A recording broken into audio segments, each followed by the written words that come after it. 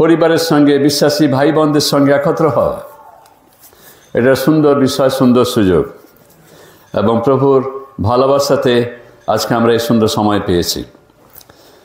আমার পরিকল্পনা ছিল না যে আমি আজকে এখানে ঢুকবো। তো অঞ্জনবাবুকে আমি ফোন করেছিলাম, যে আমি ওনাকে বলেছিলাম আগে 2-3-4 দিন আগে বলেছিলাম যে আপনি আসুন 20 তারিখে আমাদের মিশনে, ওখানে আমাদের স্টাফদের ক্রিসমাস আমাদের প্রোগ্রাম, উপাসনা ছিল। উপাসনা শেষ করে আমি বললাম স্নান টান করে আমি বেরোবো। তা বাথরুমে ঢুকতে গিয়ে দেখছি আর ঢুকতে পারছি না, ঠান্ডাতে না, হাত পা যেন জড়ো হয়ে যাচ্ছে। আমি তখন জানলাম যে আমার বয়স এসে গেছে। আগে আমি সকালে স্নান করতাম, ঠান্ডা জলে স্নান করতাম যখন কলকাতায় ছিলাম। তা এখন দেখছি, আমি চিন্তা করে দেখলাম যে না, আমার বয়স এসে গেছে, আমাকে একটু থামতে হবে, যে না আমি স্নান করে যেতে পারি। যাক, প্রভুর সমস্ত বিষয়ের মধ্যে আমি দেখছি আমার দেরি হয়ে যাচ্ছে, তাড়াতাড়ি করে বেরিয়েছি। ধন্যবাদ দিই যে প্রভু তিনি আমাদের প্রত্যেককে সুস্থ রেখেছেন, সবল রেখেছেন। এবং আজকে এটা প্রভুর দিনে যে আমাদের একটা আকাঙ্ক্ষা যে আমরা একত্র হব, আমরা প্রভুর ধন্যবাদ প্রশংসা করব। এখানে 2জন মহিলা তাদের সুরে গান করে যাচ্ছে, আমি শুনছি বাইরে থেকে। বলে আজকে বোধহয় বিশেষ কোনো দিন বা মহিলা দিবস আজকে উদযাপন করা হচ্ছে প্রভুর দিনে, তাই মহিলারা হয়তো তারা লিড করছে এবং তারা গানের এই বড়দিনের গানের মধ্য দিয়ে তারা যাচ্ছে। ধন্যবাদ দিই প্রভুর গানের এবং বড়দিনের বিষয়কে স্মরণ করে গান করা আনন্দের বিষয়। যখন আমরা প্রভুতে একত্র হই, আমরা যেন প্রভুতে আনন্দ করি। ধন্যবাদ জানাই আমাদের জয় মিশনকে এবং আপনাদের প্রত্যেককে যে আপনারা আমাকে সুযোগ দিয়েছেন, ডেকে আনেন, বলেন যেন আমি আসি, প্রভুর বাক্য দিই। আপনাদের প্রত্যেককে আমি প্রভু যীশু খ্রিস্টের নামে ধন্যবাদ জানাই। এবং আমি সম্মানিত যখন আমি আসি প্রভুর বাক্য দিতে, কেন ঈশ্বর তিনি আমাদের প্রত্যেককে আশীর্বাদ করেছেন এবং তিনি আমাদের সাহায্য করেছেন প্রভুর বাক্য শিক্ষা লাভ করতে, প্রভুর বাক্য শিখতে। কেবল তাই নয়, যেন আমরা এই প্রভুর বাক্যকে আমরা ব্যবহার করি। বিষয়টা ওখানে যেন সঞ্চয় করে না রাখি আমাদের আনন্দের জন্য, না, যেন প্রভুর বাক্যকে কী করি আমরা ব্যবহার করি। এবং এই বড়দিনের বড়দিনের উৎসবে আমরা একটা বড়দিনের উৎসবের মধ্যে প্রবেশ করে গেছি এবং আমাদের এই উপাসনালয়কে আমরা সুন্দর চিকচিক কাগজে আমরা সাজিয়েছি। কেন? একটা আনন্দ মুহূর্ত বিষয়। এবং সেই বিষয়তে আজকে হঠাৎ গতকাল রাতে আমি চিন্তা করছিলাম আমরা কি বিষয়তে আলোচনা করতে পারি। আমি জানি না যে আপনারা কখনো এই বড়দিনের বিষয়তে যে অংশগুলি বাইবেলে আছে সেগুলি আপনারা কখনো চিন্তা করে পাঠ করেছেন কিনা বা অধ্যয়ন করেছেন কিনা, হয়তো হতে পারেনি।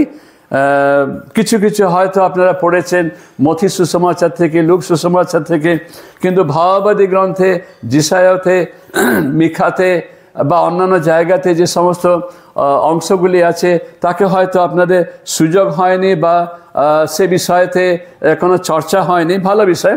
এগুলি কখনো কখনো কোনো কোনো সময়তে আমরা দেখতে পাবো কিভাবে ঈশ্বরের পরিকল্পনা, তিনি যীশু খ্রিস্টকে তিনি আনছেন, তিনি যে ত্রাণকর্তা এবং তিনি আমাদের জন্য ত্রাণকর্তা, এই বিষয়টা তিনি বহু পূর্ব থেকে পরিকল্পনা করেছেন এবং তাকে তিনি কি করেছেন, বাস্তবায়িতার মধ্য দিয়ে প্রকাশ করছেন। এবং যখন সময় কাল সম্পূর্ণ হলো, ঈশ্বর তার পুত্রকে তিনি প্রেরণ করেন গালাতীয় 4 অধ্যায়ের 4 পদের বাক্য অনুসারে। এবং সেদিন হয়তো আমাদের কাছে জানি না কবে, এই আমাদের এই বছরের এই 365 বা 66 দিনের মধ্যে সেটা কোন সময় ছিল আমরা জানি না, কিন্তু হয়তো প্রথম শতাব্দীর যখন রোম সাম্রাজ্যের সম্রাট যখন তিনি খ্রিস্টান বিশ্বাসী হচ্ছেন, তখন এই 25শে ডিসেম্বর মনে হয় তাদের সূর্য উপাসনার দিন ছিল রোম সাম্রাজ্যের, এবং তারা এই দিনটাকে একটা বিশেষ দিন হিসাবে উৎসবের, খ্রিস্টীয় জয়ন্তীর উৎসবের মধ্যে তারা নিয়ে আসে। এবং সেই থেকে এই 25শে ডিসেম্বর আমাদের জন্য হয়তো পৃথিবীর কিছু কিছু বিশ্বাসীদের জন্য একটা জন্ম খ্রিস্টের জন্মের উৎসবের মধ্যে, কিন্তু কিছু কিছু খ্রিস্টান বিশ্বাসী আছে যারা কি ইউরোপে কিছু অংশ তারা জানুয়ারি 8 তারিখের পরে কোনো একটা দিনে তারা বড়দিন বা ক্রিসমাস পালন করে থাকে। ভালো বিষয়, কিন্তু যিশুর জন্ম এটা বাস্তব। হয়তো তারিখের এদিক ওদিক করে আমরা মান্য করে থাকি, কিন্তু এটা বাস্তব এবং বছরের আমাদের একটা বাৎসরিক উৎসবের মধ্যে এটা পরিণত হয়েছে। এবং আমরা সকলে ঠিক নভেম্বরে বর্ষার পরে পরে যখন নভেম্বরে প্রবেশ করি, যখন শীতের হাওয়া যখন আমাদের গায়ে লাগে, তখন বলি হ্যাঁ আমাদের বড়দিন আসছে এবং আমাদের বিষয়কে সব ঠিকঠাক করতে হবে। তখন একটা আমাদের খ্রিস্টীয় পরিবারের মধ্যে, খ্রিস্টীয় পাড়ার মধ্যে একটা থাকে বড়দিনে কি করতে হবে, জামা কাপড় রঙিন এই সমস্ত নিয়ে একটা চিন্তা। 25 তারিখ আসলো, শেষ হলো, তারপরে শেষ হয়ে গেল, তারপরে আমরা তাকিয়ে থাকি নতুন বছরের জন্য। এইভাবে আমাদের খ্রিস্টীয় পরম্পরার মধ্যে এই উৎসবগুলি নিয়ে আসি। আমার প্রভুকে আমরা ধন্যবাদ জানাই। আমাদের পরিবারের মধ্যে একটা আনন্দ থাকে এবং একটা ভাবের একটা আদান প্রদান থাকে। এই সমস্ত বিষয়ের মধ্য দিয়ে আমাদের বড়দিনকে আমরা উদযাপন করে থাকি। ভালো বিষয়। আজকের দিনে আমি একটা ভিন্ন বিষয়কে আপনাদের কাছে আনতে চাইছি। হয়তো আপনারা এটা আগে শুনেছেন কিনা জানি না, কিন্তু আমি আসছি লুক সুসমাচারের প্রথম অধ্যায়। লুক সুসমাচারের প্রথম অধ্যায় এবং 46 পদ থেকে 55 পদ। আমি জানি না যে আপনারা কখনো এই অংশ থেকে বড়দিনের সময় বা তার অন্য কোনো সময়তে এই অংশ থেকে আপনারা বাক্য শুনেছেন কিনা, কিন্তু এটা একটা বিশেষ অংশ যেটা কি এই বড়দিনকে নিয়ে এই অধ্যায়টি লেখা হয়েছে।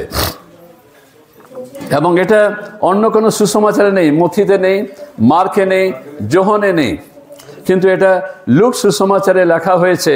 এবং লুক সুসমাচারের প্রথম অধ্যায় 46 পদ থেকে 55 পদ। মরিয়মের গান। জানি না আপনারা এটা হয়তো পড়েছেন, শুনেছেন, কিন্তু এখান থেকে এই মরিয়মের গানের মধ্য থেকে ঈশ্বরের যে অনুগ্রহ, ঈশ্বরের যে বিশেষ উদ্দেশ্য, মরিয়ম কি করছেন তাকে তিনি তার এই গানের মধ্য দিয়ে প্রকাশ করছেন। এটা প্রশংসার গান, এটা মরিয়মের প্রশংসা গান। এবং সেই অবস্থাকে আমি চাইছি আজকে আমাদের মধ্যে নিয়ে আসতে। এবং সেই যে অবস্থা থেকে তিনি কি করছেন, তার এই গান গেয়েছেন। এবং তিনি কেন গেয়েছেন, কেন গান করা হয়েছে, কেন তিনি মুখ খুলে তিনি উচ্চারণ করে বলেছেন, সেই বিষয়ে জন্য আমরা কি করি, বুঝতে চেষ্টা করি। মরিয়মের জুতোতে পা দিয়ে চেষ্টা করি যে এই গানের মধ্যে তার তাৎপর্য কি আছে এবং তিনি কি প্রকাশ করতে চাইছেন। ঈশ্বরের বাক্য সবসময় সর্বদা কি করে আমাদের কাছে ঈশ্বরের বিষয়কে, ঈশ্বরের বার্তাকে আমাদের কাছে নিয়ে আসে। এবং যে বার্তার মধ্য দিয়ে আমরা কি করি, আমাদের জীবনকে প্রভুরই পথে রাখি এবং আমাদের জীবনকে সত্য পথে বা প্রভুর পথে আমরা চালিয়ে নিয়ে যাই, যেন প্রভুকে বলি যে তুমি আমাদের অনুগ্রহ করে যেন আমরা তোমার পথে চলতে পারি।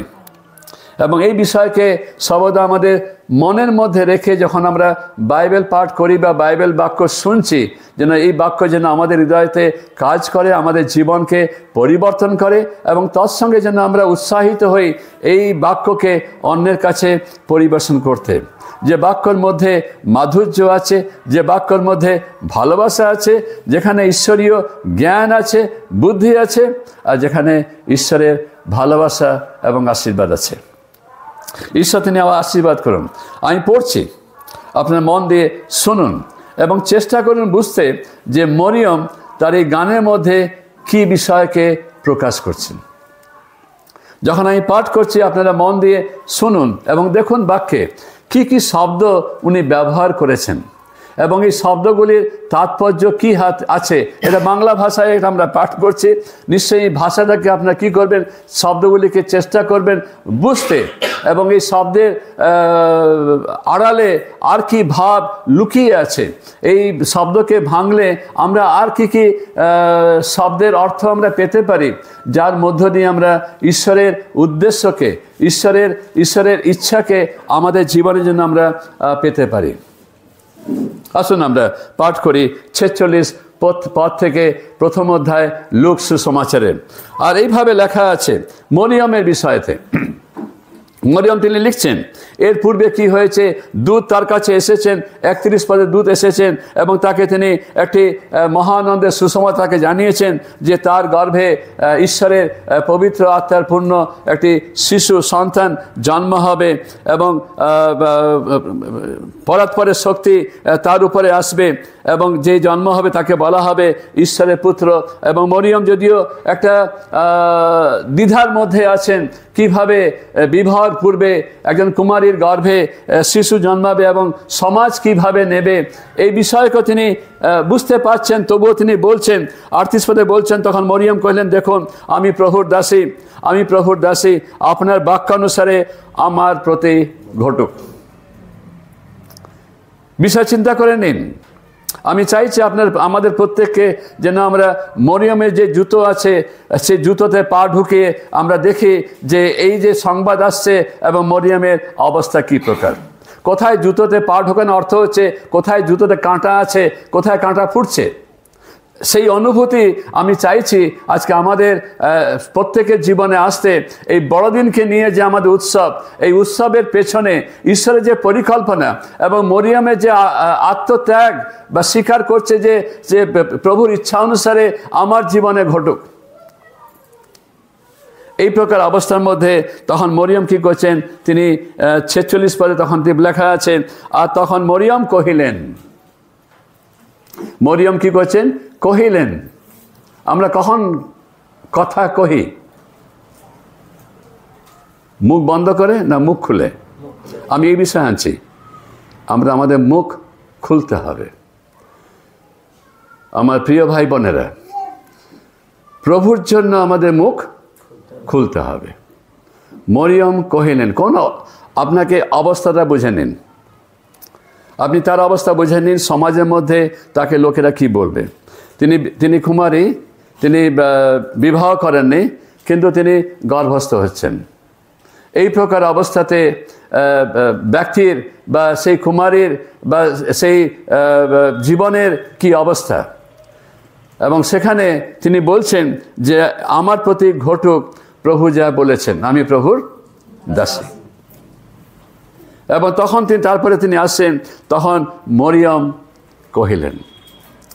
এই যে বিষয়টি আমি আনছি, যেন আমরা কি করি, আমরা যেন কহি, যেন আমরা বলি, আমরা যেন মুখ খুলি, যেন আমরা উচ্চারণ করি। এবং উচ্চারণ আমরা কি করব এই বড়দিনের সময়তে। মরিয়ম হয়তো তার জীবন থেকে তিনি আমাদের কিছু শিক্ষা দিচ্ছেন। আমরা চেষ্টা করি এই কয়েকটা পদের থেকে, এই গানের থেকে আমরা কি আমাদের জন্য শিক্ষা লাভ করতে পারি। ঈশ্বর তিনি আমাদের প্রত্যেককে অনুগ্রহ এবং আশীর্বাদ করুন। তিনি বললেন, তখন মরিয়ম কহিলেন, আমার প্রাণ প্রভুর মহিমা কীর্তন করিতেছে। বিপরীত উনার যে অবস্থা, তার বিপরীতে তিনি বলছেন আমার প্রাণ প্রভুর মহিমা কীর্তন করছে। তার যে অবস্থা আমি আবার নিয়ে আসছি, তার যে অবস্থা যে তিনি গর্ভবতী, তিনি কুমারী, তিনি অবিবাহিতা, এবং তার সেই অবস্থাতে সামনে রেখে তিনি বলছেন আমার প্রাণ সদাপ্রভুর মহিমা কীর্তন করিতেছে। আমার আত্মা আমার ত্রাণকর্তা ঈশ্বরের নয়, ঈশ্বরে ত্রাণকর্তা ঈশ্বরে উল্লসিত হইয়াছে, কারণ তিনি নিজ দাসীর নিচ অবস্থার প্রতি দৃষ্টিপাত করিয়াছেন। কেননা দেখো, এই অবধি পুরুষ পরম্পরা সকলে আমাকে ধন্য বলবে। যেখানে অপবাদের কথা আসতে পারে, সেখানে পুরুষ পরম্পরা মরিয়মকে ধন্য বলবে। কারণ যিনি পরাক্রমী তিনি আমার জন্য মহৎ কার্য করিয়াছেন এবং তাহার নাম পবিত্র। আর যাহারা তাকে ভয় করে, যাহারা তাকে ভয় করে, 50 পদে, তাহার দয়া তাহাদের পুরুষ পরম্পরায় বর্তে। তিনি আপন বাহুর দ্বারা বিক্রম কার্য করিয়াছেন। যাহারা আপনাদের হৃদয় কল্পনায় অহংকারী, তাহাদিওকে ছিন্ন ভিন্ন করিয়াছেন। তিনি বিক্রমী দিওকে সিংহাসন হইতে নামাইয়া দিয়েছেন ও নিচ দিওকে উন্নত করিয়াছেন। তিনি ক্ষুধার্ত দিওকে উত্তম উত্তম দ্রব্যে পরিপূর্ণ করিয়াছেন এবং ধনবান দিওকে রিক্ত হস্তে বিদায় করিয়াছেন। তিনি আপন দাস ইসরায়েলের উপকার করিয়াছেন। তিনি আপন দাস ইসরায়েলের উপকার করিয়াছেন, যেন আমাদের পিতৃগণের প্রতি উক্ত আপন বাক্যানুসারে অব্রাহাম ও তাহার বংশের প্রতি চিরতরে করুণা স্মরণ করিয়াছেন। সামান্য মহিলা, তিনি কোনো বাইবেল কলেজে যাননি। সাধারণত সেই সময়তে জিহুদি সমাজে মহিলাদের বিশেষভাবে শিক্ষার যা কিছু বিষয় তারা ঘরে করত এবং ঘরে তিনি শিক্ষাপ্রাপ্ত হয়েছেন এবং সেই শিক্ষা হচ্ছে জিহুদিদের শিক্ষা এবং সেই শিক্ষা হচ্ছে শাস্ত্র থেকে শিক্ষা, সেই শিক্ষা হচ্ছে ব্যবস্থা থেকে শিক্ষা। আদি যাত্রা, লেবীয় গণনা, দ্বিতীয় বৃত্তান্ত, এই বইগুলির মধ্য থেকে তাদের শিক্ষা ছিল। তাদের ঘরে তাদের পিতা মাতারা তারা শিক্ষা দিতেন তাদের সন্ততিদের। হয়তো ছেলেরা তারা বাইরে গিয়ে শিক্ষা লাভ করার সুযোগ পেত অন্য কোথাও গিয়ে, কিন্তু মেয়েরা তাদের শিক্ষা সাধারণত সীমিত থাকতো ঘরের মধ্যে বা গ্রামের মধ্যে। তারা হয়তো বাইরে বেরিয়ে যাওয়ার সেই প্রকার স্বাধীনতা বা বিষয়গুলি সেখানে সেই সময় ছিল না। এবং মরিয়ম যে বিষয় তিনি উল্লেখ করছেন, সে মরিয়মকে দেখুন তার বিশ্বাসের বিষয়তে তিনি এখানে উপস্থাপনা করছেন। তাই নয়, তিনি ঈশ্বরের বিষয়কে উপস্থাপনা করছেন। ঈশ্বরের বিষয়ে তার যে ধারণা, তার যে বিষয়, তার যে চিন্তা, সেই বিষয়কেও তিনি এখানে প্রকাশ করছেন। ভালো বিষয়। আমরা এই অংশের নামকরণ কি দিতে পারি? এইভাবে আমি দিয়েছি ঈশ্বরের সম্মানিত করা, ঈশ্বরের উদযাপন করা। বিষয়টা হচ্ছে কেবল সম্মানিত নয়, আমি বলছিলাম যে প্রশংসা করা, সে শব্দ আমি এখন আনছি না, কেন উদযাপন করা, সেলিব্রেট, যেন আমরা ঈশ্বরের উদযাপন করি। আমরা ঈশ্বরের বিষয়কে নয়, কিন্তু ঈশ্বরের উদযাপন করা। We celebrate the Lord. তাই তিনি বলছেন, তিনি এইভাবে আনছেন, আমার প্রাণ প্রভুর মহিমা কীর্তন করিতেছে। তিনি বলছেন না যে প্রভুর যে তিনি যে কার্য করেছেন সেই বিষয়তে আমি মহিমা কীর্তন করছি। তিনি বলছেন আমার প্রাণ প্রভুর মহিমা কীর্তন করছেন। তিনি প্রভুর উদযাপন করছেন, সেলিব্রেট করছেন। আমরা এই যে সাজানো হয়েছে, এটা উদযাপনের জন্য, এটা উদযাপনের। এবং কার উদযাপন? এখন আপনারা আটকে গেছেন। হ্যাঁ, প্রভু যিশুর উদযাপন। এই জন্মদিনটা এখন আনবো না। মরিয়ম আনছেন, তিনি ঈশ্বরের উদযাপন করছেন। মনে রাখুন, বড়দিন হচ্ছে যেন আমরা কি করি? ঈশ্বরের উদযাপন করি। আমরা যিশুর জন্মকে নিয়ে নয়, যিশুকে নিয়ে যেন উদযাপন করি আমরা। তিনি হচ্ছেন কি বিষয় আজকে মরিয়ম সেটা প্রকাশ করছেন। তাই তিনি বলছেন, আমার প্রাণ প্রভুর মহিমা কীর্তন করছে। আমার আত্মা আমার ত্রাণকর্তা ঈশ্বরে উল্লসিত। তাই প্রথম বিষয়কে আমি এইভাবে আনতে চাইছি যে আজকে আমাদের মধ্যে এই চিন্তাকে আমরা নিয়ে আসি, বিশেষ করে মরিয়মের বিষয়। প্রথম অবস্থা, আমরা মরিয়মের যে অবস্থা তাকে আমরা দেখি। এটা একটা অবাস্তব বিষয়। যে ঘোষণা বা যে সংবাদ মরিয়মকে দেওয়া হয়েছে 31 পদের সময় পরে পরে দুধ যখন দিচ্ছেন, সেটা একটা অবাস্তব বিষয়, মানুষের চিন্তার বাইরে। আমরা এই বিষয়কে কখনো চিন্তা করে আমাদের সমাজে আনন্দের উৎসব আমরা কখনো করি না। এবং সেই বিষয়কে যদিও আপনি বিশ্বাস করার বিষয় আমি আনছি না, আপনি এটা গ্রহণ করুন বা না করুন, এটা বাস্তব বিষয় যে বিষয়টা মরিয়মের কাছে ঘোষণা করা হয়েছে। আপনি এটা গ্রহণ করুন বা না করুন, কিন্তু এটা বাস্তব বিষয়। যদিও এটা মনুষ্য হিসাবে আমাদের কাছে এটা অসম্ভব বিষয়, কেমন হতে পারে, কি হয়েছে, কিন্তু এটা বাস্তব বিষয় এবং সদাপ্রভু ঈশ্বর তিনি এর প্রকাশ করেছেন এবং তিনি সেই বিষয়কে তিনি পূর্ণ করতে যাচ্ছেন। কার জীবনে? একজন কুমারী মেয়ের জীবনে, এবং তিনি অবিবাহিত, এবং তার গর্ভে ঈশ্বর দিয়েছেন এক পুত্র সন্তান দিচ্ছেন, যে কি তাকে তিনি প্রসব করবেন। এবং এই অবস্থাতে তিনি কি করছেন? তিনি তার প্রাণকে উত্তোলন করছেন এবং তিনি বলছেন 47 পদে, আমার আত্মা আমার ত্রাণকর্তা ঈশ্বরে উল্লসিত। অর্থাৎ আমরা যেন আমাদের জীবনে প্রভুতে উল্লসিত হই, প্রভুতে যেন আমরা প্রভুকে উদযাপন করি। আজকে এই যে বিষয়টা, এটা উল্লাসের বিষয়, উদযাপনের বিষয়, অর্থাৎ এটা আনন্দের বিষয়, যেন একটা আনন্দ মুহূর্ত আজকে প্রত্যেকের জীবনে যেন আনন্দ আসতে পারে। তাই প্রথম বিষয় মরিয়মের এই গানের মধ্য দিয়ে 46 থেকে 49 পদের মধ্যে প্রথম বিষয় আনছেন যে মরিয়ম কি করছেন? ঈশ্বরে উদযাপন করছেন তিনি যে অনুগ্রহ দান তার ব্যক্তিগত জীবনে পেয়েছেন। তিনি ঈশ্বরে উদযাপন করছেন যে অনুগ্রহ দান তিনি তার ব্যক্তিগত জীবনে পেয়েছেন, এবং তার ব্যক্তিগত জীবনে বিষয় আসছে যে ঈশ্বর কি করেছেন? তাকে ত্রাণকর্তা দিচ্ছেন। তার ব্যক্তিগত জীবনে ঈশ্বর তাকে ত্রাণকর্তা দিয়েছেন। আজকে যারা আমরা এখানে উপস্থিত আছি, আমরা প্রভু যিশুকে আমাদের ব্যক্তিগত জীবনে ত্রাণকর্তা হিসাবে গ্রহণ করেছি। যারা আমরা এখানে আছি, আমরা আমাদের জীবনে ব্যক্তিগতভাবে প্রভু যিশুকে ত্রাণকর্তা রূপে গ্রহণ করেছি। সেই সময় 2000 বছরের আগে, সেই সময়তে এই প্রকার বাইবেল শিক্ষা, বাইবেল নিয়ে প্রচার করা প্রচারক, বাইবেল শিক্ষক ছিল না। কিন্তু মরিয়মের উক্তির মধ্যে তিনি বলছেন, আমার আত্মা আমার ত্রাণকর্তা ঈশ্বরে ধন্যবাদ তিনি বলছেন না, উল্লসিত। আমাদের এই পরিত্রাণকে নিয়ে কখন আমরা উল্লাস করেছি? দেখুন ভাই বোনেরা, যেন আমরা উল্লসিত হই।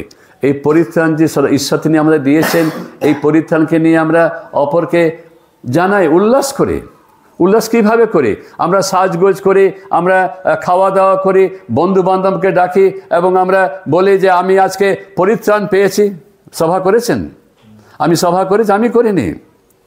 যখন আমি প্রভুকে গ্রহণ করলাম তখন ক্লাস 10-এ আমি পড়ছিলাম এবং এই প্রশ্ন আসে, যদি আজকে আমার মৃত্যু হয়, হ্যাঁ আমি খ্রিস্টান পরিবারের, আমি গির্জে যেতাম, আমি সান্ডে স্কুল যেতাম, খ্রিস্টীয় সহভাগিতার মধ্যে আমার জীবন ছিল, কিন্তু আমি কি পুনর্জন্ম পেয়েছি?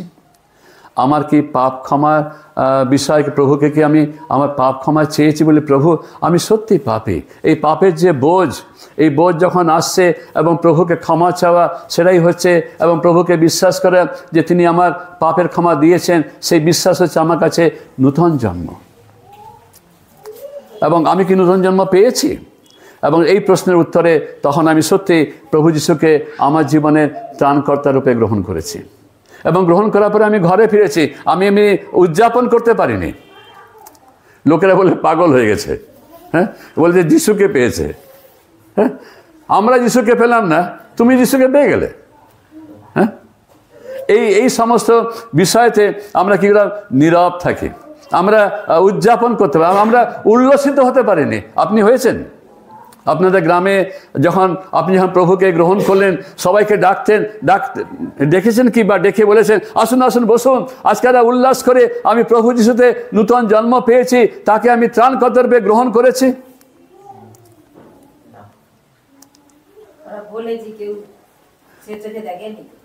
যখন আমাদের ছেলে মেয়েরা যখন মাধ্যমিক পাস করে বা উচ্চ মাধ্যমিক পাস করে, ফার্স্ট ক্লাসে যায়, তখন আমরা বন্ধুটাকে কি মিষ্টি দিয়ে থাকি না? উদযাপন করেছি। আমাদের ছেলে মেয়েদের পাস করা বিষয়তে আমরা অপরকে কি করেছি? মিষ্টি দিয়েছি, এটা উদযাপন করেছি, উল্লসিত হয়েছি। আমাদের অফিসে বুবাই দাস আছে, তার বিবাহ হয়েছিল এবং বিবাহের পরে 2 বছর পরে প্রভু তাকে এই গত সপ্তাহে তাদের পরিবারে তিনি শিশু সন্তান উপহার দিয়েছেন এবং সে 2 দিন পরে এসে বলছে, স্যার মিষ্টি নিন। যখন আমরা পুনর্জন্ম পেলাম প্রভুকে, আপনি কি আপনার বন্ধুকে নিয়ে বলেছেন মিষ্টি খান? আমরা প্রভুতে উল্লসিত হতে পারিনি। আমার প্রিয় বন্ধুরা, এই যে বিষয়টি আমাদের জীবনে অভাব থেকে যাচ্ছে, যেন আমরা প্রভুতে উল্লসিত হই, প্রভুতে উদযাপন করি। কেবল ধন্যবাদ তো দিচ্ছি আমরা, কিন্তু প্রভুতে আমরা উদযাপন করা, আনন্দিত হওয়া এবং অন্যকে এই আনন্দের খবরটা বিতরণ করা। বড়দিন হচ্ছে যে যেন এই বড়দিনের সুসংবাদের বিষয়টা যেন আমরা কী করি, দিতে পারি এবং বলি যে প্রভু যিশু ত্রাণকর্তার জন্ম হয়েছে। এই আনন্দ যেন আমাদের জীবনে সর্বদা থাকে। হ্যাঁ, আমরা এই জগতের মানুষ, আমাদের চিন্তা, দুঃখ, ব্যথা, কষ্ট, রোগ, ব্যাধি, মৃত্যু আছে। আমরা এই সমস্ত মধ্যে আমরা অনেক সময় আমরা হারিয়ে যাই, এত হারিয়ে যাই আমাদের যে হঠাৎ আর জেগে উঠতে পারছি না যে প্রভু তুমি কোথায় আছো, আমি কোথায় উল্লসিত হব, কোথায় আমি উদযাপন করব। কিন্তু এই সমস্ত মধ্যে প্রভুর বাক্য যেন আমরা অধ্যয়ন করি, আমরা পাঠ করি এবং যেন এই প্রভুর বাক্যের মধ্য দিয়ে যেন নিজেকে আমরা সতেজ করি এবং নিজের মনকে বলি যে তুমি কেন অবসন্ন হয়েছ, তুমি প্রভুতে নির্ভর করো। এবং মরিয়ম এখানে তার সমস্ত বিষয়ের মধ্য দিয়ে সে কী করছে, আমার আত্মা আমার ত্রাণকর্তা ঈশ্বরে উল্লসিত হয়েছে। উল্লসিত। আপনি আমার সঙ্গে খুলুন লুক তার 10 অধ্যায়ের 20 পদ। লুক সুসমাচারের 10 অধ্যায়ের 20 পদ। নিশ্চিতভাবে হয়তো মরিয়ম তিনি অপেক্ষায় ছিলেন ত্রাণকর্তা। আমরা সকলে পাপী মনুষ্য এবং জিহুদি সমাজেও হয়তো মরিয়মও সেইভাবে তিনি নিয়েছেন, আমরা পাপী এবং আমাদের পাপের উদ্ধারের প্রয়োজন, আমার একজন উদ্ধারকারী প্রয়োজন।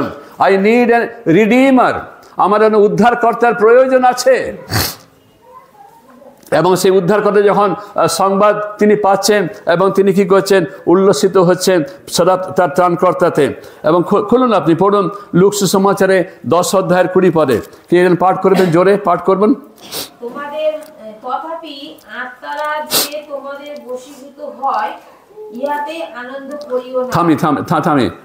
আত্মার মন্দ আত্মারা যে তোমাদের বশীভূত হয় ইহাতে আনন্দ করিও না, ইহাতে উল্লসিত হইও না। যে তুমি যে কোনো ব্যক্তিকে তুমি সুস্থ করেছো, তার থেকে তুমি ভূত তাড়িয়ে দিয়েছো, তারপরে তুমি ঘরে এসে গির্জায় বলবে আমি ভূত তাড়িয়েছি, সদাপ্রভু তিনি আমার দ্বারা মহান কার্য করে, আসুন আমরা উল্লসিত হই, মিষ্টি খাই। এই বিষয়ে উল্লসিত হবেন না। শেষকালে আছে কিছু এই লোকেরা বলবে আমরা কি আপনার নামে ভূত ছাড়াইনি, আমরা কি আপনার নামে রোগী সুস্থ করিনি। যিশু বলবেন আমি তোমাদের চিনি না, তোমরা আমার কাছ থেকে দূর হও। এ কাজও শয়তানও করতে পারে, দিয়াবলও করতে পারে, কিন্তু সেটা বড় বিষয় নয়। সেটার জন্য আমরা উল্লসিত না হই। কিন্তু আমরা কিসে উল্লসিত হব তারপরে লেখা আছে, তোমাদের নাম যে স্বর্গে লিখিত আছে। হ্যাঁ, আমরা কিসে উল্লসিত হব? আমাদের পরিত্রাণে আমরা উল্লসিত হব, আমাদের নাম যে স্বর্গে লেখা আছে। বাইবেল প্রকাশ করছে আমাদের নাম যারা প্রভু যিশুকে বিশ্বাস করেছে, গ্রহণ করেছে, তাদের বিচার হয় না, তারা মৃত্যু থেকে জীবনে প্রবেশ করেছে। যদি মুসলমান ভাই বোন তাদের কোরআন কখনো প্রমিস করে না যে তারা স্বর্গে যাবে বলে, কেবল আল্লাহই চিন্তা করবেন তাদের বিষয়তে সে স্বর্গে যাবে কিনা। কিন্তু আমরা এখন বলতে পারি আমি যিশুকে বিশ্বাস করেছি এবং নিশ্চিতভাবে আমার নাম কোথায় লেখা আছে?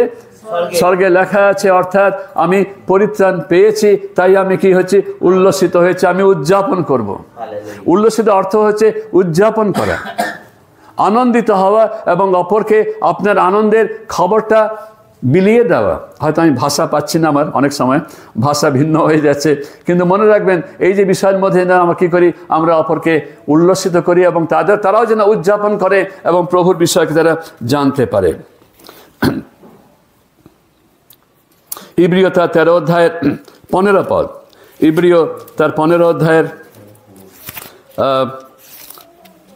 13 অধ্যায় 15 পদ, এবং সেখানে লেখক নিয়ে আসছেন যেন আমরা কি করি, আমরা ঈশ্বরের কাছে যখন আসছি আমাদের নৈবেদ্য আমরা নিয়ে আসি। অতএব আইসো আমরা তাহারই দ্বারা, অতএব আইসো আমরা তাহারই দ্বারা, আমি আবার বলছি, অতএব আইসো আমরা তাহারই দ্বারা। এই তাহারই মানে কারা? খ্রিস্টের দ্বারা। ইব্রিয় লেখক তিনি খ্রিস্টের বিষয়কে তিনি আনছেন, এবং ইব্রিয় লেখক কী প্রকাশ করছেন যে খ্রিস্টই হচ্ছেন সমস্ত বিষয়, তিনি মহান। তাহারই দ্বারা, তাহারই দ্বারা কি করব? ঈশ্বরের উদ্দেশ্যে। হয়েছে পারে আমরা খ্রিস্টের দ্বারা ঈশ্বরের উদ্দেশ্যে নিয়ত কি করবেন? স্তব বলি দিবেন। কিভাবে করবেন? আপনি পশু বলি দিতে পারবেন, কেটে বলি দেওয়া মানে কি? বলি মানে কি? বলি দেওয়া আসি আমরা বলি, ওটা কেমন? বলি দেওয়া, কেটে তাকে কি করা? উৎসর্গ করা, তাকে পুড়িয়ে দেওয়া। আপনি আপনার স্তবকে কিভাবে কাটবেন? এখানে আসুন, আপনি কি করুন? বলা হচ্ছে যে আমরা তাহা খ্রিস্টের দ্বারা আমরা ঈশ্বরের উদ্দেশ্যে স্তব বলি। আমাদের স্তব কোথায় আছে? হ্যাঁ, অন্তরে, হৃদয়ে আছে। এবং এই স্তবকে আমরা কি করব? হৃদয় থেকে বের করে আমরা গান করব না, দাউদের মতো হয়তো নেচে গান করব, যেটা আমরা নিজেকে ভুলে গিয়ে যেন ঈশ্বরের বিষয়তে আমরা উদযাপন করব। এই উদযাপনটা বিষয় কি? আমি বহু বছর আগে যখন আমি প্রথম এসেছি, কলকাতায় আছি, তখন মোহনবাগান বোধহয় বাইরে থেকে কোথাও সিল জিতেছিল এবং কাগজে বেরিয়েছিল, তারা যখন এয়ারপোর্ট থেকে আসছে এবং সমস্ত রাস্তাটা লাল হলুদে পরিপূর্ণ হয়ে গেছিল। উদযাপন। এবং একইভাবে আমরা কি করব? ঈশ্বরের স্তব করা, যে উদযাপন করা, তাকেই হচ্ছে আমাদের জীবনকে বলি দেওয়া। স্তবের মধ্য দিয়ে, অর্থাৎ প্রভুকে আমরা আমাদের জীবন কি করব? উৎসর্গ করব। আমাদের জীবনে কিছু কিছু অংশ আমি রেখে দিই আমাদের জন্য।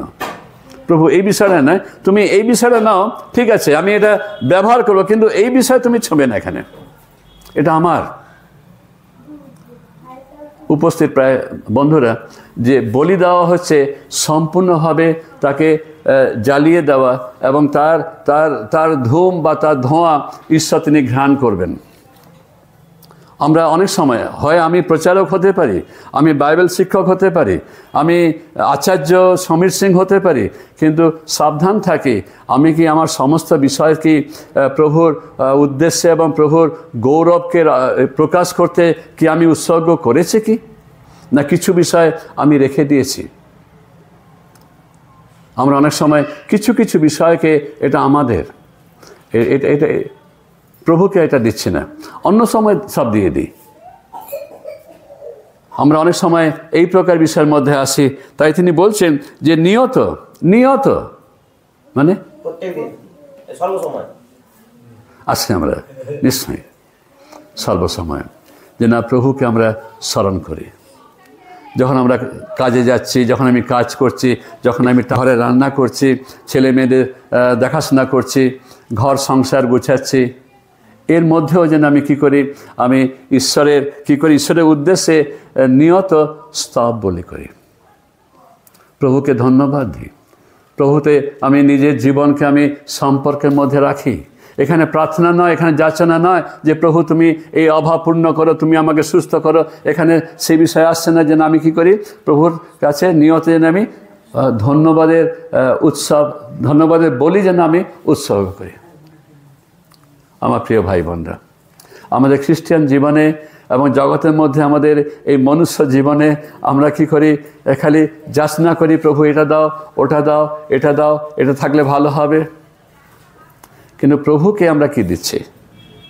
প্রভু চাইছেন না কোনো পশু পাখির উৎসর্গ বা বলি চাইছেন না। তিনি চাইছেন আমাদের মুখের, আমাদের অন্তঃকরণের, আমাদের জীবনের এই যে ধন্যবাদের বিষয়টা উৎসর্গ করব, স্তব বিষয়টা যেন আমরা প্রভুর কাছে আনতে পারি।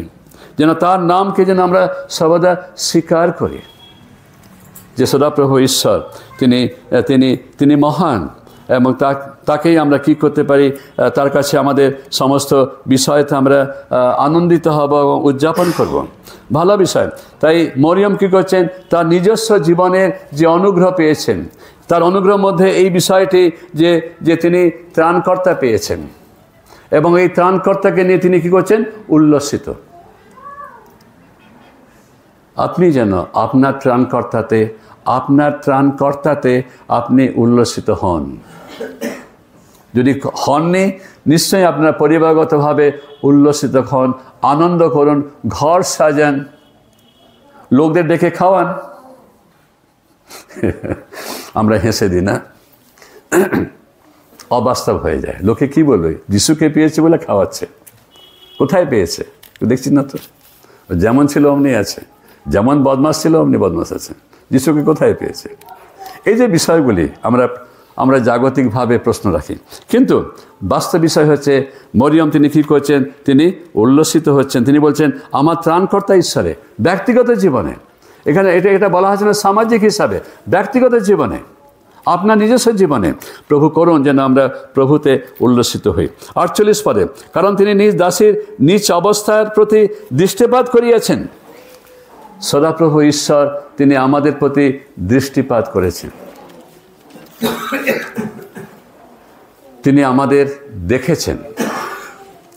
যখন সেই যিশু যখন যাচ্ছেন সেই পথ দিয়ে, যেখানে সক্রিয় তিনি গাছে উঠেছিলেন, যিশু তো মাথা নিচু করে যেতে পারতেন, যে কোথায় কিছু আছে, পাথর থাকতে পারে, যেন অছট না খাই, যেতে পারতেন। তিনি কী করলেন, তার দৃষ্টি উপরের দিকে দিলেন, এবং তাকে তিনি কী করছেন, সক্রিয়কে দেখছেন। তিনি বলছেন, সক্রিয় তুমি শীঘ্রই নেমে। তাকে দেখছেন, জানি না আঙুল তুলেছেন কিনা আমি জানি না, তিনি বলিছে তুলে। আমরা মানুষ মাত্র বলি, সক্রিয় তুমি শীঘ্রই নেমে এসো। হয়তো এইভাবে তিনি বলেছেন, আঙুল দেখিয়ে বলেছেন, সক্রিয় তুমি শীঘ্রই চলে এসো, আমি তোমার ঘরে যেতে হবে আমাকে আজকে। দৃষ্টিপাত করলেন, আমার দিকে তিনি তাকালেন। মরিয়ম বলছেন, তিনি আমার দিকে দৃষ্টিপাত করেছেন। প্রভু কি আপনার দিকে দৃষ্টিপাত করেছেন? প্রশ্ন রাখছি, আপনি কিছু বলছেন না কেন? আপনি বলবেন, হ্যাঁ তিনি আমাকে দৃষ্টিপাত করেছেন, তিনি আমাকে বেছে নিয়েছেন যেন আমি বিশ্বাসী হই। হ্যাঁ, আপনি বিশ্বাসী হননি, আপনাকে উনি বেছে নিয়েছেন। দৃষ্টিপাত করা হচ্ছে, আমি দিবাকরকে আমি বেছে নিয়েছি যেন সে বিশ্বাসী হয়, যেন সে আমাকে বিশ্বাস করে। বেছে নিয়েছি। আর কোথায় যিশুর কাজের মধ্যে তিনি বেছেছিলেন? তিনি শিষ্যদের বেছেছিলেন। সেখানে হয়তো আরো অনেক মৎস্যধারী লোকেরাও হয়তো ছিল, জানি না ছিল কিনা। সেখানে পিতর ছিল, আন্দ্রিয় ছিল, আরও হয়তো মাছ ধরার লোকেরা হয়তো নৌকা নিয়ে সেখানে ছিল, সে বিষয়ে উল্লেখ করা হয়নি। কিন্তু তিনি বলছেন, পিতর, আন্দ্রিয়, তোমরা কি করে আমার পশ্চাৎগামী হও। দৃষ্টিপাত করলেন, তিনি বিনা দৃষ্টিতে বলেননি। তিনি দেখলেন একজন করগ্রাহী, সে রাস্তার ধারে বসে আছে, এবং সে কি করছে, শুল্ক সে আদায় করছে লোকেদের কাছ থেকে, এবং সেই শুল্ক সে কী করবে, রোম সম্রাটের অফিসে যাবে, খাজানে যাবে। যিশু বলছেন, তুমি আমার সঙ্গে এসো। কে সে? মথি, করগ্রাহী মথি। আমি অন্যভাবে আনলাম আমাদের চিন্তাকে আনার জন্য। দৃষ্টিপাত করলেন। তিনি আপনার প্রতি, আমার প্রতি দৃষ্টিপাত করেছেন, জানেন না? আপনারা জানছেন না? আমরা কি আমাদের অধিকারে খ্রিস্টান বিশ্বাসী হয়েছি? তবে এই যে শব্দটা মনোনীত, ওই মনোনীত জায়গাতে আমি আনলাম দৃষ্টিপাত করেছেন। মরিয়ম কি বলছেন এখানে? মরিয়ম তিনি বলছেন, কারণ তিনি নিজ দাসীর নিজ অবস্থার প্রতি দৃষ্টিপাত। যখন বাইবেল পড়বেন, বাইবেলের শব্দগুলি আপনারা, অর্থটা আপনারা চেষ্টা করুন বুঝতে। বাইবেল কঠিন নয়, কিন্তু এই শব্দের মধ্যে তার তাৎপর্য নিহিত আছে। কেন আজকে তিনি উল্লসিত? তিনি মরিয়মের প্রতি তিনি দৃষ্টিপাত করেছেন। তিনি আজকে আমাদের প্রতি দৃষ্টিপাত করেছেন। তিনি আমাদের এই সুন্দর উপাসনালয় দিয়েছেন, যেখানে আজকে আজকে আজকে কী বার? আজকে প্রভুর দিন। আমরা উল্লসিত। আমরা বললাম আমরা জগতের জীবনযাপনে আমরা ভারাগ্রস্ত হয়ে গেছি। আমি হয়ে গেছি। আমি যখন এটা তৈরি করছিলাম, আমি দেখছিলাম যে আমি হতে পারছি না। যে কাজ প্রভু দিয়েছেন, বলি প্রভু তুমি এ কাজ আমার নিয়ে নাও, তুমি আমাকে যে ভার দিয়েছো আমি বইতে পারছি না, তুমি তুলে নাও এগুলি। কেন আমি সর্বদা ব্যস্ত আছি, কি হবে কি না হবে, মিশনের কাজ, ওখানে কাজ, এখানে কাজ। প্রভুর প্রতি প্রভুকে যে ধন্যবাদ দেওয়ার বিষয়টা হয়তো আমি ভুলেই যাচ্ছি। এটা হয়, এটা আসছে। তবুও প্রভু কী করছেন? আমাকে তিনি রিমাইন্ড করে দিচ্ছেন, স্মরণ করে দিচ্ছেন। দেখো মরিয়মের জীবন তুমি দেখো, তার যে অবস্থা, তার জুতোতে কাঁটা ফুটছে, সমাজ তাকে বলবে ভালো চরিত্রের মহিলা নয় বলে, তবুও তিনি কী করছেন? তিনি বলছেন আমার ঈশ্বরে আমি মহিমা কীর্তন করব। এবং মহিমা কীর্তন করে তিনি বলছেন তার ব্যক্তিগত জীবনে তিনি কি উপকার, অনুগ্রহ পেয়েছেন। অনুগ্রহ প্রথম বিষয় ছিল ত্রাণকর্তা পেয়েছেন, দ্বিতীয় বিষয় হচ্ছে ঈশ্বর দৃষ্টিপাত করেছেন। ঈশ্বর তিনি কী করেছেন? মনোনীত করেছেন। ঈশ্বরের দৃষ্টি আপনার প্রতি, ঈশ্বরের দৃষ্টি আমাদের সকলের প্রতি, যেন আমরা ঈশ্বরে বিশ্বাসী হই, যেন বিশ্বাসী নয়, যেন আমরা ঈশ্বরের দ্বারা ব্যবহৃত হতে পারি। আমরা বিশ্বাসী হয় আমরা চার্চে থেকে যাচ্ছি, আমাদের চার্চ থেকে বেরোতে হবে, বাক্য নিয়ে বেরোতে হবে। যে আশীর্বাদ পেয়েছি সে আশীর্বাদ নিয়ে যেন আমরা কি করি? উদযাপন করি লোকেদের কাছে। এটা হচ্ছে আমাদের বড়দিন। মরিয়মের বড়দিন হচ্ছে তিনি আমার প্রতি দৃষ্টিপাত করেছেন, তিনি আমাকে দেখেছেন। যোহনের 5 অধ্যায় লেখা আছে যিশু একজন পঙ্গু, ওকে তিনি সুস্থ করছেন। সেই পঙ্গু এসেছে সুস্থ হওয়ার জন্য যেখানে জলাশয় ছিল, এবং সেই জলাশয় কখনো কখনো দূতেরা সে নাড়াতেন, এবং যদি সে জলাশয়কে নাড়ার সময় যখন কেউ স্পর্শ করে সে সুস্থ হবে। কিন্তু সেখানে একজন পঙ্গু ছিল যে কি 38 বছর পক্ষাঘাতী। সেখানে হয়তো আরও অনেকে সুস্থ হতে এসেছে, কিন্তু যিশু কারোর সঙ্গে কথা বলেননি। যিশু সেই 38 বছরের পঙ্গুর কাছে তিনি বলছেন তুমি কি সুস্থ হতে চাও? এই যে বিষয়টি যিশু কী করলেন? তার দিকে দৃষ্টিপাত করলেন।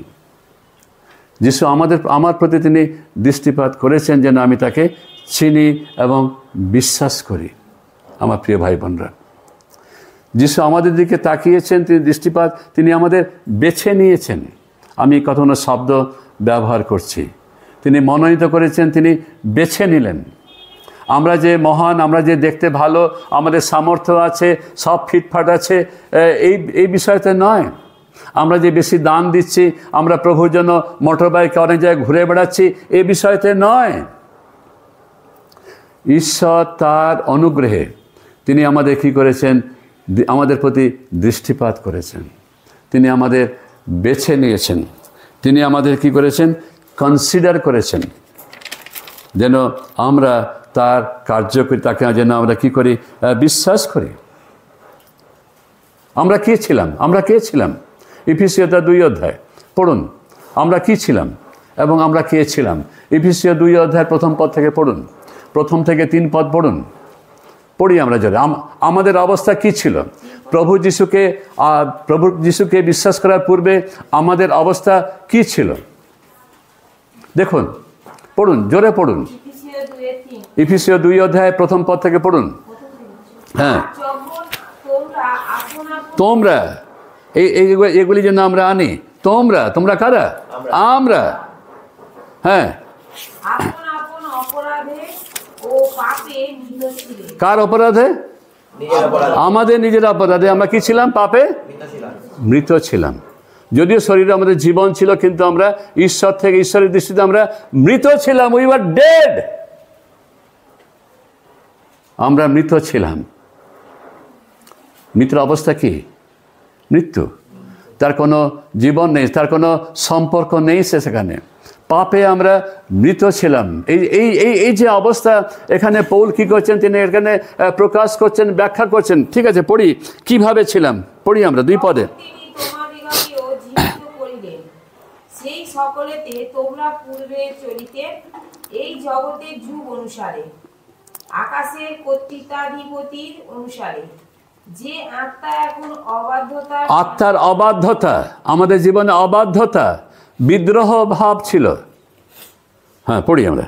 অবাধ্যতার সন্তানগণের মধ্যে কার্য করিতেছে, সেই আত্মার অধিপতির অনুসারে, আত্মার অধিপতি অনুসারে আমরা চলতাম, ঈশ্বরের নয়। পড়তে পারে সেই লোকেদের মধ্যে আমরাও সকলে পূর্বে আপন আপন মাংসের অভিলাষে, মাংসিক ইচ্ছা, নিজের ইচ্ছা, মন্দ কার্যের বিষয়তে আকৃষ্ট হওয়া, এটা আমাদের সকলের জীবনে আছে। আমরা পাস্টার হই বা আমি পুরোহিত হই বা যে কেউ হই, আমাদের প্রত্যেকের জীবনে এগুলি আছে। এগুলি চারা দিয়ে ওঠে। যদি আমি প্রশ্রয় দিই, সে কী করে আমার জীবনকে গ্রাস করবে, আমাকে কি করবে, কার্যকারী করাবে। সাবধান থাকি, এটা আমাদের ছিল। আচরণ করিতাম মাংসের এবং মনের বিবিধ, আচরণ করিতাম মাংসের ও মনের বিবিধ ইচ্ছা পূর্ণ করিতাম, এবং অন্য সকলের ন্যায় স্বভাবত ক্রোধের সন্তান ছিলাম।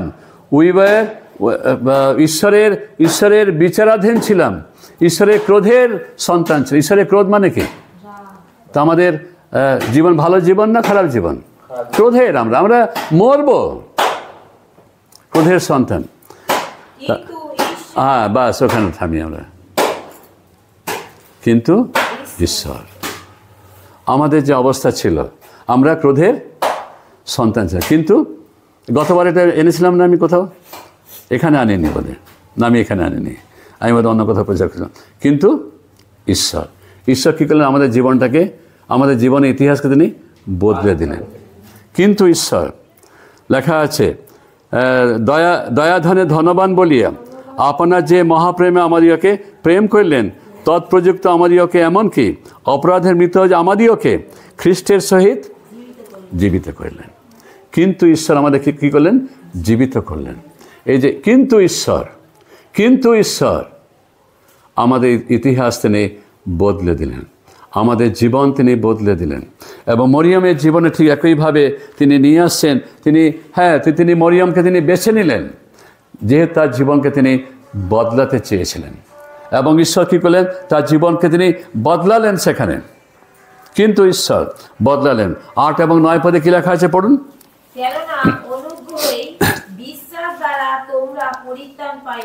আমরা পরিত্রাণ পেলাম, ঈশ্বরে পেলাম, বিশ্বাস দ্বারা পেয়েছি। পড়ি, এবং ইহা তোমাদের হইতে হয় নাই, ঈশ্বরেরই দান। ঈশ্বরের দান। এটা আমরা চেষ্টা করে আনিনি, আমি অর্থ দিয়ে কিনিনি। যদি অর্থ দিয়ে হতো, তাহলে যারা সব থেকে ধনী লোক এখানে আছেন, কারা আমাদের ভারতবর্ষের ধনী লোকরা?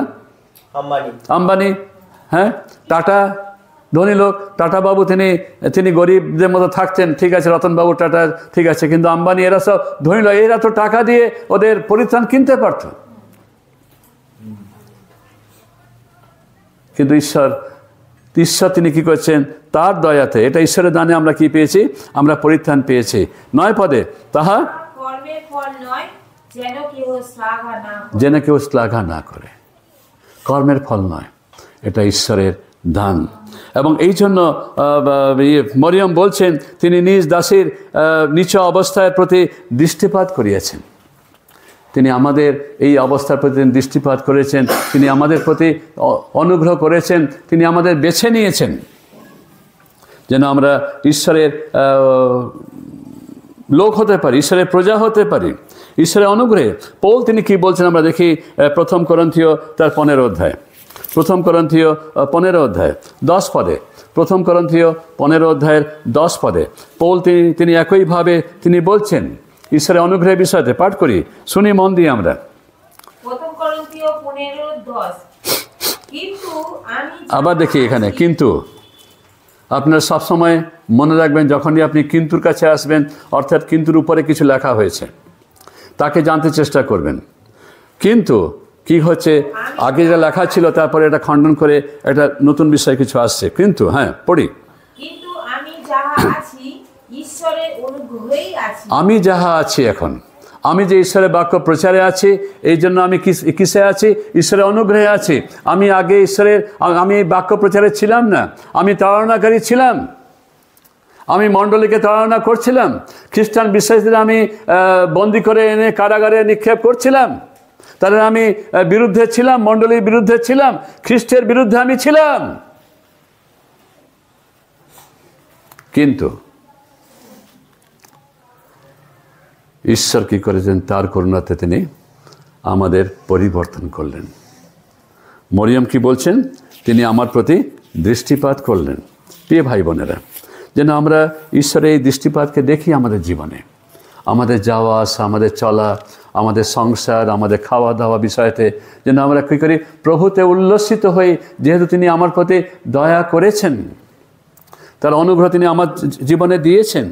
এবং এই জন্য যেন আমরা কি করি? ঈশ্বরের বিষয়তে আমরা উল্লসিত হই, বিশেষ করে আমাদের ব্যক্তিগত জীবনে। তিনি কি করেছেন? তিনি আমার এই নিচু অবস্থা তিনি দেখেছেন। আমি দরিদ্র, আমি মৃত্যুর যোগ্য ছিলাম। হয়তো এই বিষয়টা আমরা বুঝিনি। আমরা মৃত্যুর যোগ্য ছিলাম, আমরা মৃত্যুর মধ্যে ছিলাম, আমরা পাপের মধ্যে ছিলাম, আমাদের অভিলাষের মধ্যে আমরা ছিলাম। এই যে বিষয় শব্দগুলি আপনারা একবার চিন্তা করুন নিজের ব্যক্তিগত জীবনকে নিয়ে। কিন্তু ঈশ্বর 4 পদে, তাই এফেসীয় 2 অধ্যায়ে 1 থেকে 10 পদ আছে বিশেষ বিষয়। আমরা কি ছিলাম, কিন্তু ঈশ্বর কি করলেন। এই জন্য যেন আমরা কি করি? প্রভুকে ধন্যবাদ নয়, প্রভুতে আমরা কি হই? উল্লাসিত হই। আজকে আমি জীবন পেয়েছি, I have got the life, আমি জীবন পেয়েছি। প্রভু তিনি আশীর্বাদ করুন। এবং এর পরিণাম কি আছে?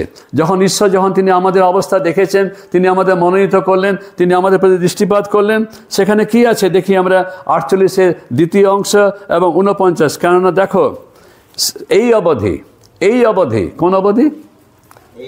ফিরে আসছি আমি লুক 2 অধ্যায়, লুক 1ম অধ্যায়, আমাদের পাঠে চলে আসি 48 অধ্যায় 2য় অংশ। কেননা এই অবধি, কোন অবধি মানে কোন অবস্থা? মরিয়মের যে অবস্থার মধ্যে আছেন এখনো সেই ত্রাণকর্তার জন্ম হয়নি। এটা সে প্রভুর সংবাদ পেয়েছেন এবং ত্রাণকর্তার জন্ম হওয়ার পূর্বে এই যে সময়টা দেওয়া হয়েছে, সেই সময়ের মধ্যে মরিয়ম তিনি বলছেন এই অবধি, এই সময় থেকে তিনি এটা ভগবানই বলছেন। তিনি জানেন না কি হবে, সমাজ তাকে গ্রহণ করবে না, অপবাদ দেবে, সমাজ তাকে বাহবা দিচ্ছে না, তাকে দেবে না। তবুও তিনি কি করছেন? ভগবানই বলছেন যে কি হবে এই অবধি পুরুষ পরম্পরা সকলে আমাকে ধন্য বলবে। এটা হচ্ছে পুরস্কার, এটা মরিয়মের রিওয়ার্ড। তিনি সেই বিষয়ে তিনি তাকে বলছেন নিশ্চিত হবে এই সমাজ, এই জিহুদি সমাজ, এই ইব্রিয় সমাজ, এই ইসরায়েল জাতি আমাকে যারা প্রভুর সাথে বিশ্বাস করবে, যারা পরিত্রাণ পাবে, তারা ধন্য বলবে, যেহেতু এই মরিয়মের গর্ভ মধ্য দিয়ে ঈশ্বর তার পরিত্রাণকে নিয়ে আসছেন। এটা হচ্ছে ঈশ্বরের উপহার। লোকেরা তাকে ধন্য বলবে। আর কি করবে? কারণ যিনি পরাক্রমী, এই যে বিষয়টা, যিনি পরাক্রমী, তিনি কিভাবে জানলেন ঈশ্বর পরাক্রমী? তিনি শাস্ত্র পড়েছেন। কুমারী হিসাবে, মেয়ে হিসাবে, তার বয়স তখন কত ছিল আমরা জানি না, 17, 18, 19, 20, 22-এর মধ্যে। ওই সময়তে মেয়েরা ঘরের এই যে ঈশ্বরের বিষয়তে চর্চা বা কথাবার্তা, ঈশ্বর পরাক্রমী তিনি কোত্থেকে আনলেন? প্রভুতে তার বিশ্বাস ছিল, প্রভুতে তার বিশ্বাস ছিল, এবং সেই বিশ্বাসটাকে তিনি জানতেন যে ঈশ্বর পরাক্রমী। এবং সমস্ত ইসরায়েল, সমস্ত জিহুদা জাতি জানতো সেই যাত্রা পুস্তকের ঘটনা, যে ইসরায়েল মিশরে বন্দী ছিল এবং সদাপ্রভুর বাহুতে তিনি কি করেন? তাদের ফৌরনের দাসত্ব থেকে মুক্ত করে আনলেন। কে আনিয়েছেন? বিক্রমী ঈশ্বর। তিনি বিক্রম। তিনি তিনি পরাক্রমী ঈশ্বর। তিনি আমার জন্য মহৎ মহৎ কার্য করেছেন। এই যে শিশুর জন্ম, এটা মহৎ কার্য। এটা মানুষের পরিকল্পনার বাইরে, মানুষের চিন্তার অতিরিক্ত অনেক দূরে। আমরা এটা চিন্তা করতে পারি না, কিভাবে হলো, কেমন হতে পারে, এটা আমাদের কল্পনার বাইরে। তিনি মহৎ মহৎ কার্য করিয়াছেন, এই জন্য তাহার নাম পবিত্র। তিনি এও জানতেন। আমরা হয়তো কখনো বলতে পারেন যে আমাদের ঈশ্বর পবিত্র বা তাহার নাম পবিত্র, এবং এখানে মরিয়ম বলছেন যে তাহার নাম পবিত্র। ঈশ্বর তিনি আশীর্বাদ করুন আজকে আমাদের নিজের ব্যক্তিগত জীবনে ঈশ্বরের অনুগ্রহ। যে মরিয়ম কি করছেন, এই 46 থেকে 49 পদের মধ্যে নিজের জীবনে যে অনুগ্রহ বিষয় পেয়েছেন, যে অনুগ্রহ তার জীবনে পেয়েছেন, তার জন্য তিনি ঈশ্বরে উল্লসিত, তার জন্য তিনি ঈশ্বরে উল্লসিত। আপনি আপনার জীবনে যে বিষয়ে অনুগ্রহদান পেয়েছেন, ঈশ্বরের দৃষ্টি আপনার দিকে আছে, আপনি ঈশ্বরে উল্লসিত হবেন, উদযাপন করবেন।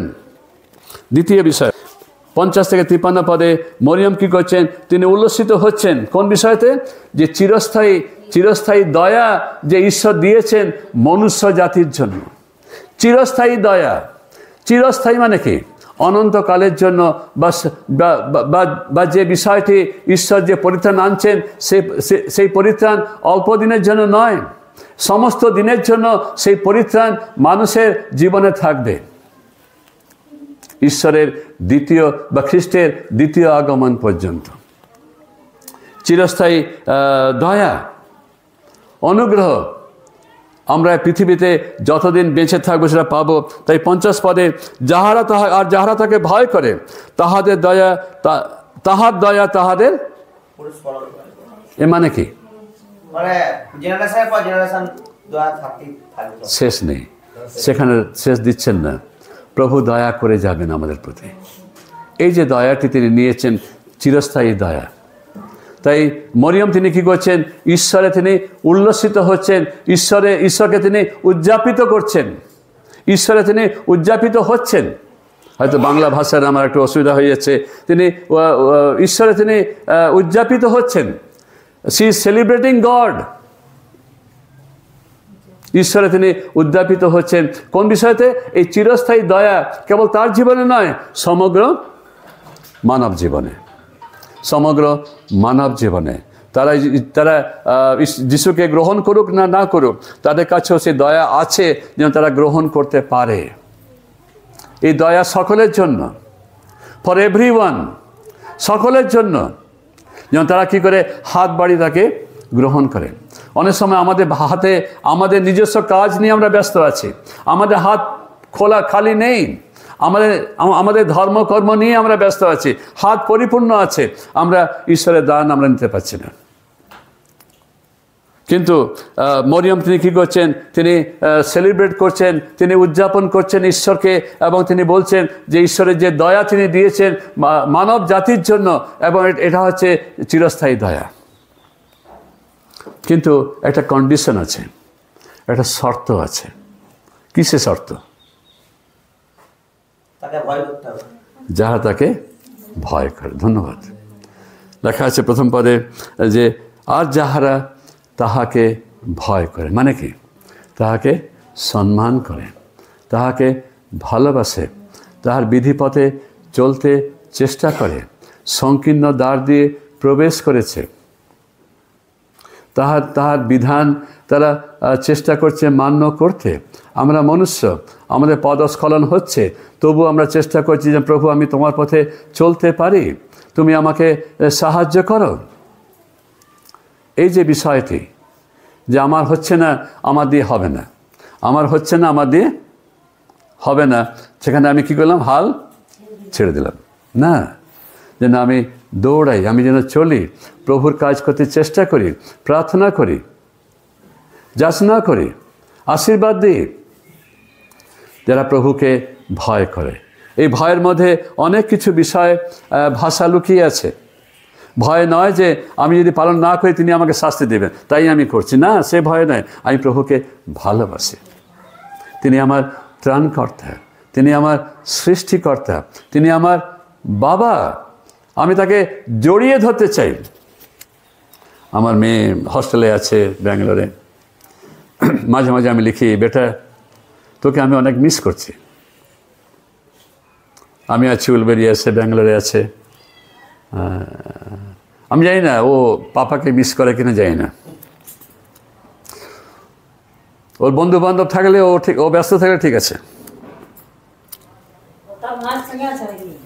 মা নেই।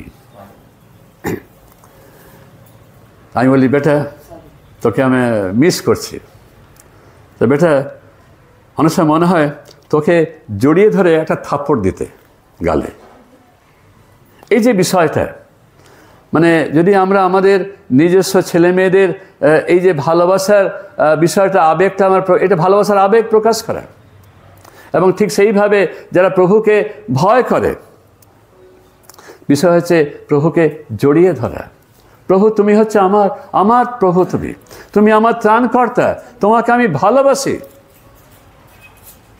এই যে বিষয়গুলি যেন এই ভয়ের শব্দের মধ্যে যেন আমরা রাখি, এবং যার মধ্যে আমরা বলবো যে এই ভয় থাকলে কি হবে, ঈশ্বরের দয়া তাদের প্রতি থাকবে। কেবল ঈশ্বরের দয়া নয়, তিনি এখানে নিয়ে আসছেন 51 পদে, কিন্তু তিনি আপন বাহু দ্বারা বিক্রম কার্য করিয়াছেন। যাহারা আপনাদের হৃদয় কল্পনায় অহংকারী, তাহাদিওকে ছিন্ন ভিন্ন করেছেন। তিনি আনছেন এখানে যারা প্রভুকে ভয় করে এবং যারা প্রভুকে ভয় করে না। 51 পদে, 52 পদে, 53 পদে আছে যারা প্রভুকে ভয় করে এবং যারা প্রভুকে ভয় করে না। যারা প্রভুকে ভয় করে তাদের প্রতি ঈশ্বরের আশীর্বাদ অনুগ্রহ আছে।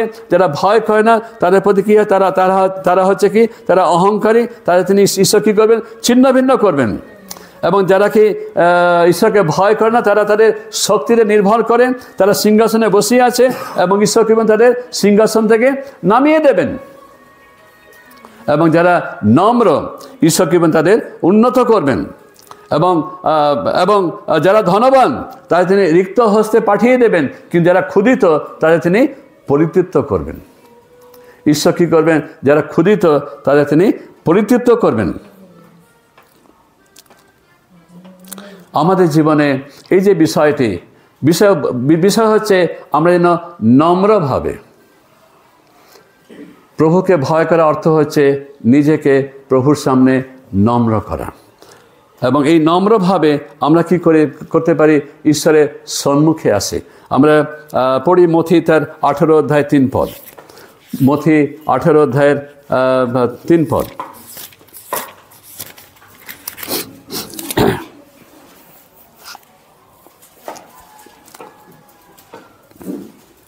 এবং কহিলেন, আমি তোমাদিওকে সত্য কহিতেছি, তোমরা যদি না ফেরো ও শিশুদের ন্যায় না হইয়া উঠো, তবে কোনো মতে স্বর্গরাজ্যে প্রবেশ করিতে পারিবে না।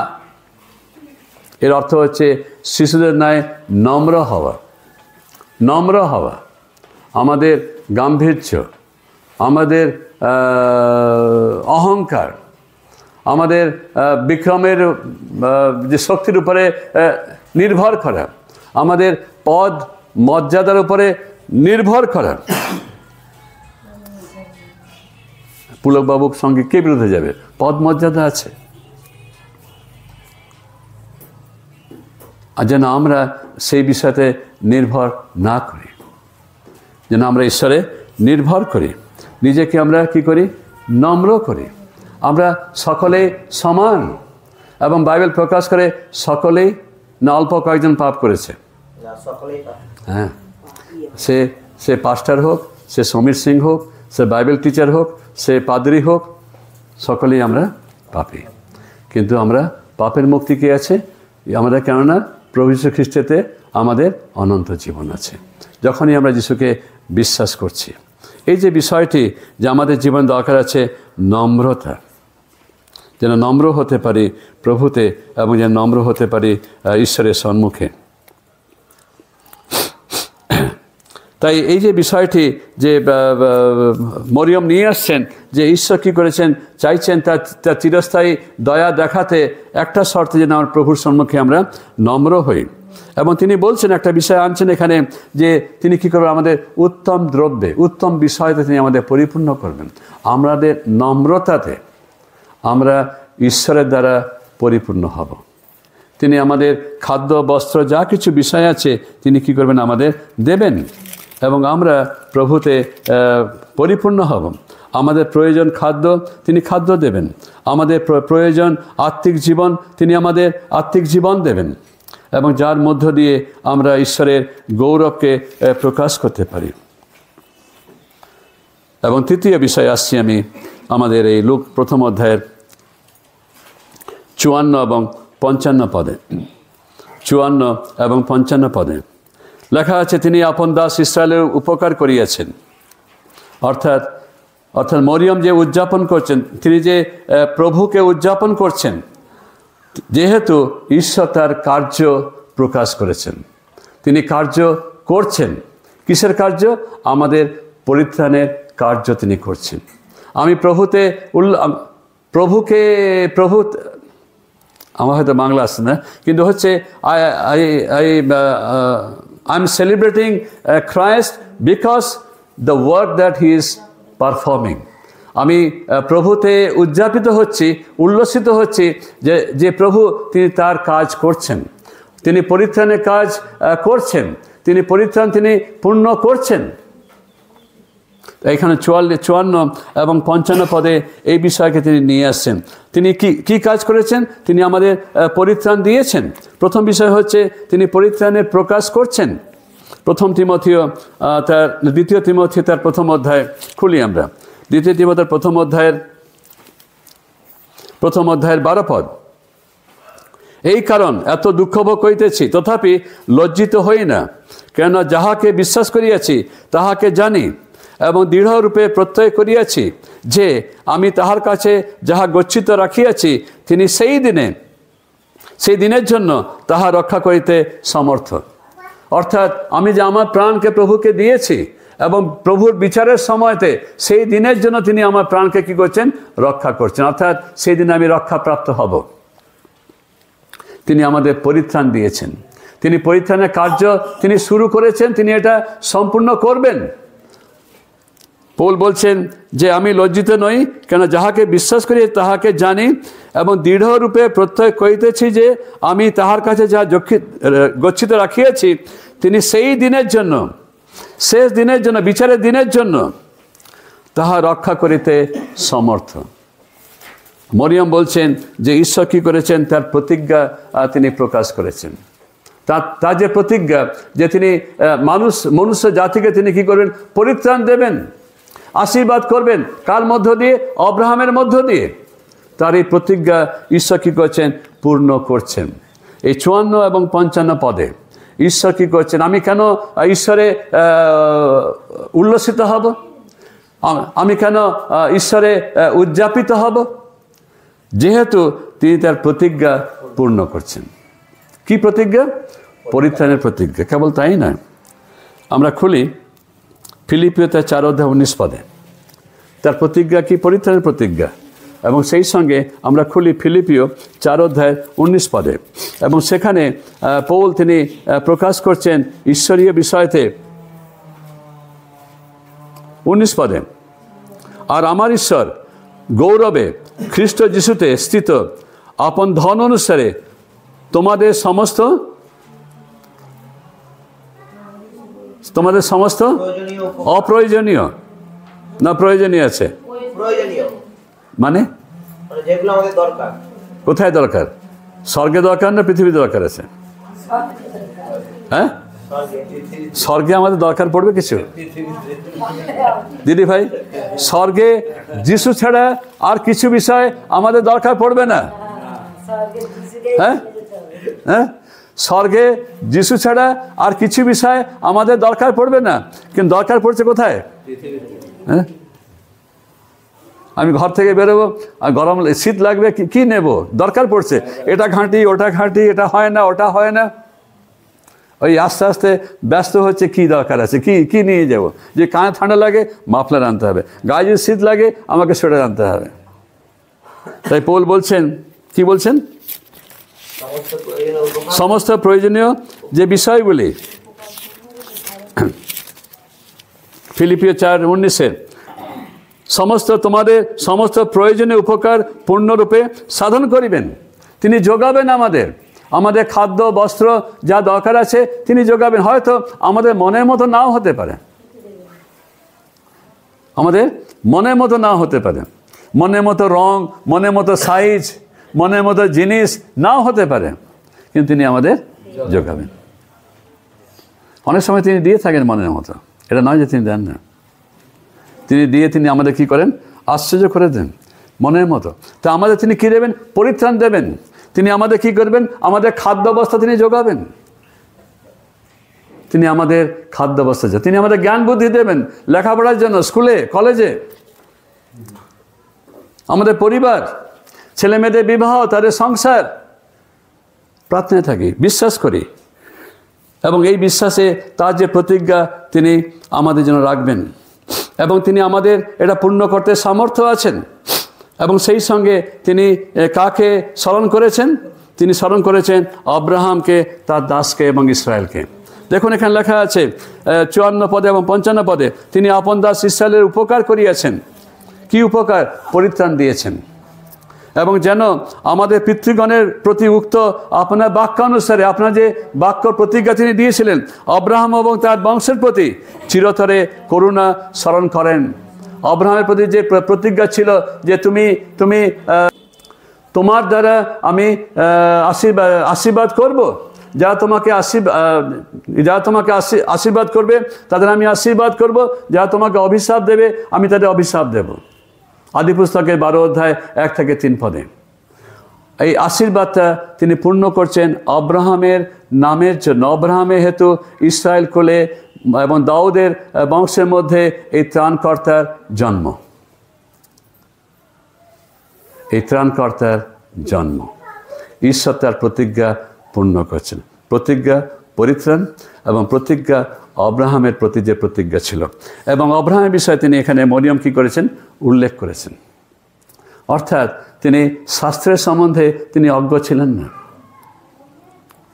তিনি শাস্ত্রের বিষয়ে অজ্ঞ ছিলেন না। মরিয়ম সাধারণ কুমারী হতে পারেন, তিনি হয়তো কোনো বাইবেল কলেজে গিয়ে সেখানে বহু বিদ্যা অর্জন করার সেই বিষয় হয়তো নয়, কিন্তু তার বিশ্বাস এবং সেই প্রতিজ্ঞার বিষয় সমস্ত জিহুদি তাদের পরিবারের মধ্যে তারা ঈশ্বরের অপেক্ষায় তারা জীবনযাপন করছিল যে ঈশ্বর কবে তিনি তার সেই প্রতিজ্ঞা অভিষিক্ত ব্যক্তি খ্রিস্টকে তিনি পাঠাবেন।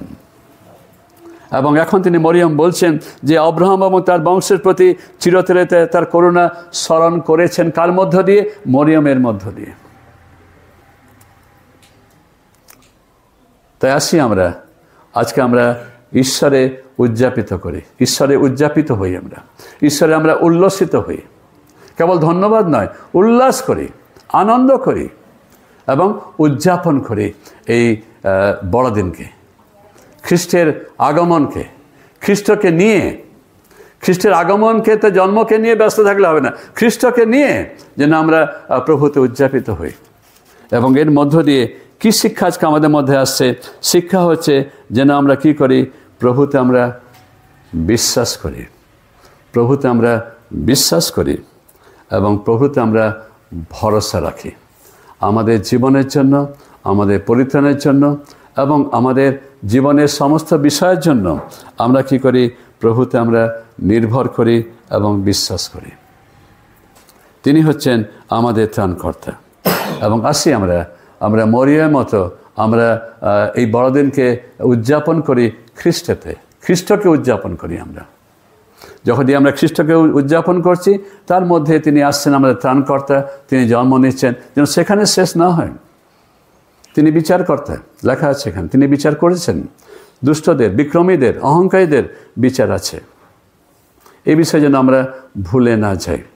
তিনি বিচারকর্তা, তিনি আমাদের বিচার করবেন যদি আমরা অহংকারী হয়ে থাকি, যদি আমরা বিক্রমশালী হয়ে থাকি নিজ নিজ বাহু বলে, যদি ঈশ্বরের উপরে আমরা নির্ভরশীল না থাকি, বিশ্বাস না করি, তার পরিত্রাণকে গ্রহণ না করি, তিনি বিচার করতেন।